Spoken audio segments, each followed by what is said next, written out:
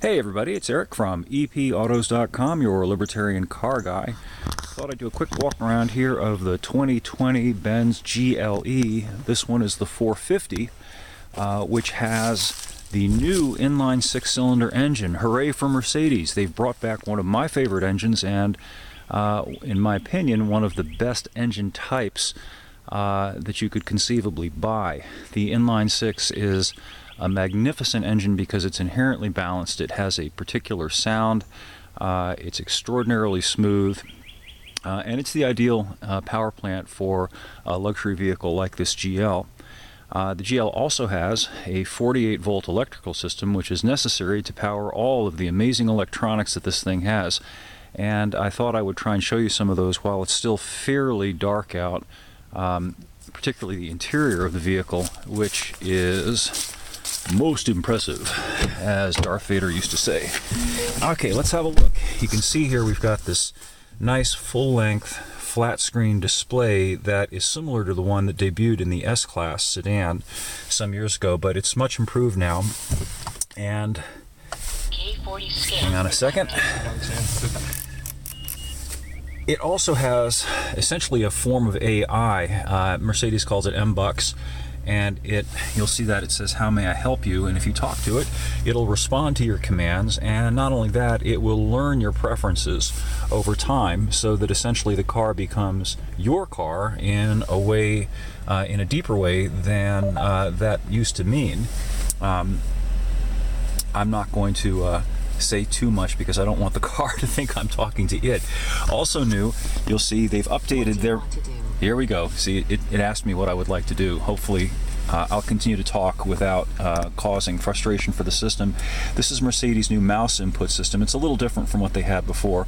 It's got a bigger trackpad. It's got a palm position place for you to lay your wrist on, so it's a little bit more ergonomic. You can put your hand out like that, and then you use this back and forth and so on. And it has haptic feedback, so when you select something, you can feel a little tap or pushback. Initially, it takes a little bit of time to become familiar with, but once you do, it's very intuitive, which is good because the car has a tremendous array of features, including massaging seats, which I'm a huge fan of. And you can see, of course, it has the nice ambient interior lighting, which is fully programmable, and you can pick from any of several, actually almost an unlimited panoply of colors are available to suit your particular preferences. Including, the grab handles here are illuminated. Pretty much everything is illuminated. The one they sent me also has the really nice Burmester audio system. Now this is just my opinion for what it's worth, but I think that the two best audio rigs that are available in any new car now are the Burmester system and the Meridian system that Jaguar uses. Well, Jaguar and Land Rover use in some of their vehicles. They're incredible. Even at peak volume, the clarity is virtually perfect with almost no distortion, so you can really crank up the Ozzy Osbourne if you're a Gen Xer like me and have a good time with it. At any rate, I am going to drive this thing around a little bit before the snow hits, though this thing actually would be a vehicle to drive around when the snow hits because it is a GLE, and so it's an SUV, and so it's up off the ground, and it's got Mercedes 4MATIC all-wheel drive system, and these things are actually quite capable in the snow, and because they have the ground clearance, you can knock around in your backyard too, if you feel like it. I'll have more up at epautos.com shortly, and if you check out the site today, you'll see that there are articles up about a new law that was passed in Virginia, which will probably be emulated elsewhere, that makes it a statutory offense to sleep in your car, if you can believe that, even if your car is parked in your own driveway, on your own property. I think that's a pretty ominous development. It might seem trivial at first glance, but I'll explain why I think it's ominous in the article. And there's also a resurgent cash for clunkers program in the state of Colorado, with the twist this time that it's not the government that's financing it yet.